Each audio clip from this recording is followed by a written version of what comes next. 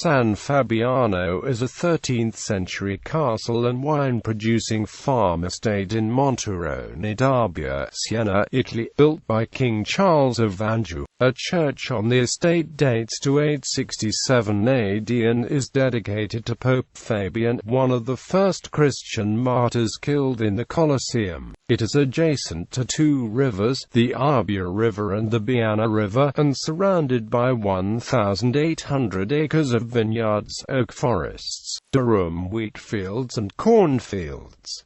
The estate's vineyard produces Bianco d'Arbia wine, a D.O.C wine made with Trebbiano grapes, and a red wine made from Sangiovese grapes.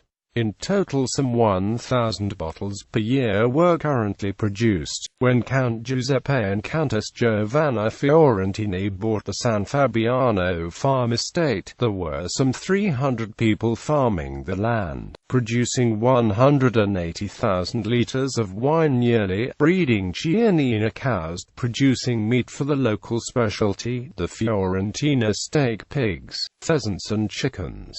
In 1956, Fiorentini acquired better equipment and reduced the agricultural activities to a core business of crops. In 1963, the Italian government introduced drastic reforms of the agricultural regulations, requiring estate owners and landlords to hire the farmers working the land, and pay them a salary. The national reform ended the centennial rules of mezzadria, a system where landowners could have farmers living in the farmhouses and working the land, splitting the output of the work 50/50 with the landlord instead of paying rent and receiving salaries. As a result of the reforms, the farmers were forced to leave the land and 25 farmhouses around the castle were abandoned. The farmhouses remained unoccupied for some 30 years.